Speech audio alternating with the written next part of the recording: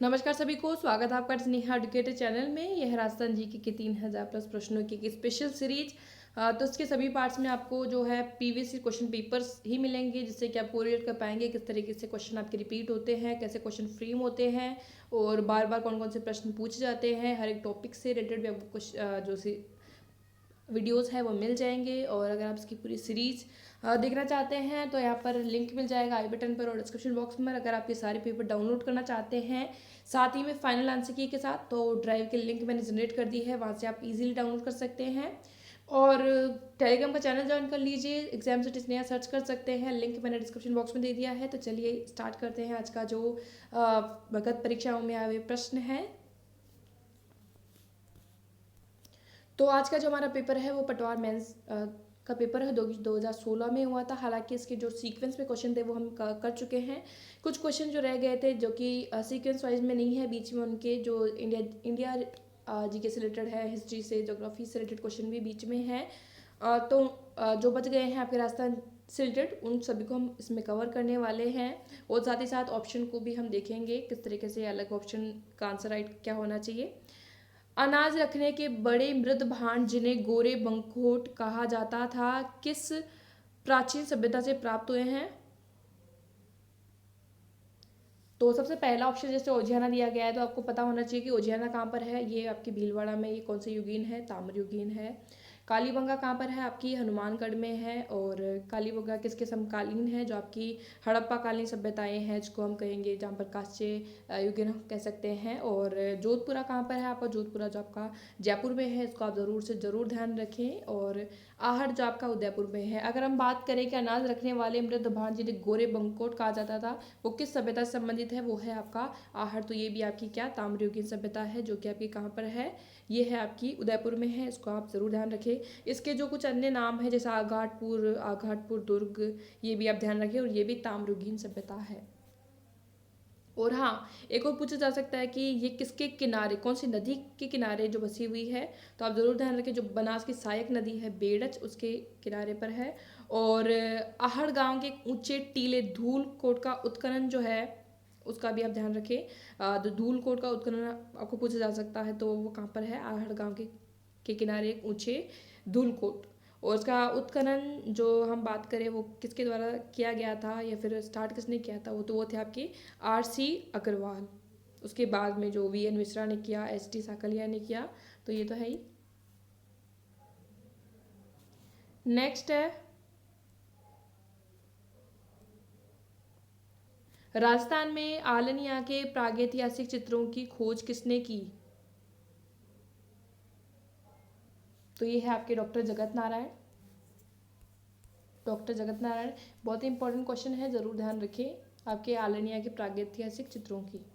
मारवाड़ में वीरता साहित्य सेवा के लिए सिरोपाव देने की परंपरा रही थी। सर्वोच्च सिरोपाव था, तो वो था आपका सिरोपाव, हाथी सिरोपाव। सेकंड ऑप्शन जो है इसका राइट आंसर है। नेक्स्ट क्वेश्चन है, मुगल बादशाह अपनी विजयों में से आधी के लिए राठौड़ों की 1 लाख तलवारों के एहसानमंद थे। यह कथन कहाँ है? बहुत ही इंपॉर्टेंट कथन है। कथन से रिलेटेड भी प्रश्न काफी पूछे जाते हैं आपके। तो ये था आपका कर्नल जेम्सटोन का कथन था ये। तो कर्नल जेम्सटोन का ये कथन था कि मुगल बादशाह अपनी विजयों में से आधी के लिए राठौड़ों की 1 लाख तलवारों के एहसानमंद थे। तो ये कथन था आपका कर्नल जेम्सटोन का। ये क्वेश्चन आपका जो राजस्थान से रिलेटेड नहीं है, फिर भी आप देख सकते हैं। मंदिर स्थापत्य की भूमि शैली किस स्थापत्य शैली की उपशैली है? तो ये है नागर शैली की। बादशाह ने मेवाड़ के राणा को आपस के समझौते से अधीन किया था, न कि बल से। यह कथन किसका है, या फिर किसने कहा है? तो ये है आपका सर टॉमस रो का कथन है। फर्स्ट ऑप्शन इसका राइट आंसर है, सर टॉमस रो। नेक्स्ट है, राजस्थान में उंदरिया पंथ किन में प्रचलित है? राजस्थान में उंदरिया पंथ किस में प्रचलित है? तो ये आपको प्रचलित है भीलों में। भीलों में प्रचलित है आपका उंदरिया पंथ। गुब्बारा नुसरत नागफली गजक नाम है। ये क्वेश्चन रिपीटेड है। ये है जोधपुर दुर्ग की तोपों के नाम है। ये गुब्बारा नुसरत नागफली गजक, ये है जोधपुर दुर्गों की तोपों का नाम। फर्स्ट ऑप्शन इसका राइट आंसर है। नेक्स्ट है, जोधपुर किले में पुस्तक प्रकाश पुस्तकालय की स्थापना किसने की? तो ये की थी आपके मानसिंह ने। राजस्थान की संस्कृति में मूंग धना क्या है?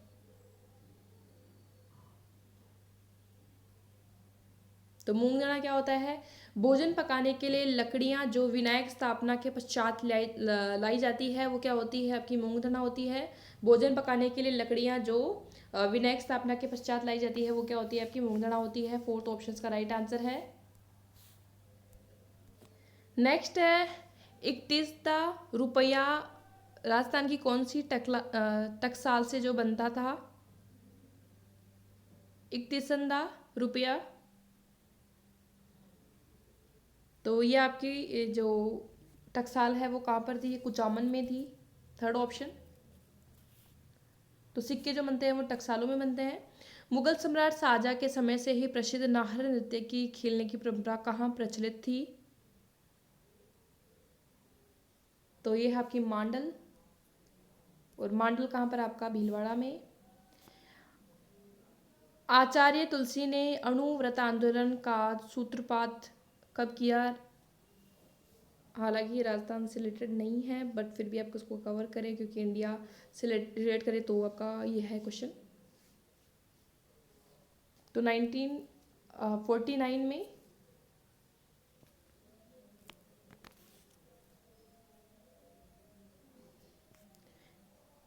मेवाड़ पुकार 21 सूत्री मांग पत्र का संबंध किससे था?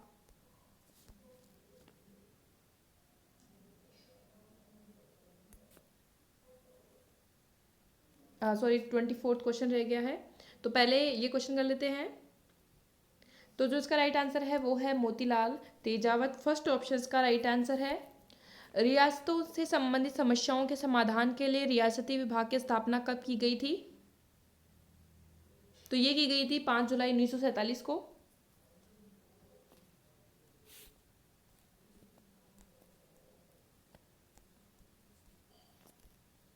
राजस्थान में एकीकरण प्रक्रिया के समय मत्स्य संघ की वार्षिक आय कितनी थी? अगर आपने प्रीवियस क्वेश्चन पेपर कर लिए होंगे तो आपको मत्स्य संघ से संबंधित अब तक के सारे क्वेश्चन आपके क्लियर होंगे उनकी मत्स्य संघ का नाम किसने दिया था, किस तरीके से जो जैसे आप आय से संबंधित प्रश्न कर रहे हैं कौन कौन से आपके जो उसमें क्षेत्र शामिल किए गए थे और प्रधानमंत्री किसे बनाया गया था, कौन इसका राज प्रमुख बना था। सारे क्वेश्चन आपको अगर आप वैसे अगर सीक्वेंस खुद भी पढ़े तो भी ठीक है लेकिन बाद में अगर आप क्वेश्चन पेपर को भी सॉल्व करते हैं तो भी हर एक टॉपिक से आपके सारे क्वेश्चन क्लियर हो जाते हैं। ऐसा नहीं है कि आप प्रीवियस क्वेश्चन पेपर करोगे तो आपका कोई ना कोई पॉइंट रह जाएगा, ऐसा बिल्कुल नहीं है। हर एक क्वेश्चन में आपको हर तरह का क्वेश्चन देखने को मिलेगा क्वेश्चन पेपर में। तो ये है आपकी 184 लाख रुपए। तो उस समय इसकी वार्षिक आय थी मत्स्य संघ की 184 लाख रुपए। तो मत्स्य संघ की स्थापना कब हुई थी? आप जरूर ध्यान रखिए, 18 मार्च 1948 को जो है आपकी मत्स्य संघ की स्थापना हुई थी। तो ये आप जरूर ध्यान रखिए, पहला क्वेश्चन ये बनता है। उसके बाद ये क्वेश्चन ये बनता है कि कौन कौन से क्षेत्र शामिल किए गए थे या फिर आप अभी इस टाइम जिले बता सकते हैं। तो उसमें आपके ABCD जो जिले थे तो ये था आपके चार, जैसे अलवर, भरतपुर, करौली और धौलपुर। और साथ में आपका ठिकाना जो था नीम राणा भी इसी समय सम्मिलित कर लिया गया था। तो ठिकाने उस समय कितने थे? ठिकाने उस समय 3 थे, रियासतें आपकी 19 थी। तो ठिकाने आपके थे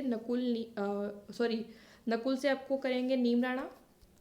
नकुल जो 3 ठिकाने थे, नकुल से नीम राणा, कुशलगढ़ और लावा। तो इसमें नीम राणा जो था मत्स्य संघ में जो है सम्मिलित कर लिया गया था 18 मार्च 1948 को। अब आपका क्वेश्चन बनता है कि मत्स्य संघ नाम किसने दिया था? तो वो आपको पता होना चाहिए। तो किया था आपका KM मुंशी ने जो है ये सजेस्ट किया था कि मत्स्य संघ नाम रखना चाहिए। तो KM मुंशी और इनका जो अगर पूरा नाम हम बात करें तो क्या है? कन्हैयालाल माणिक्यलाल मुंशी। और उद्घाटन किसके द्वारा किया गया था? तो वो भी आप जरूर ध्यान रखें, जो उस समय के आपके खनिज एवं विद्युत मंत्री थे तो उनको कहेंगे NV गॉडगिल या फिर नरहरि विष्णु गॉडगिल, इनके द्वारा जो है इसका उद्घाटन किया गया था। अब उसके बाद बात करें कि राज प्रमुख किन्हें बनाया गया था। तो राज प्रमुख बनाया गया था आपके धौलपुर के महाराजा उदयभान सिंह को। और उपराज प्रमुख हम बात करें तो आपके भरतपुर के राजा को, और जो आपकी उस समय राजधानी बनाई गई थी मत्स्य संघ की, वो कौन सी थी?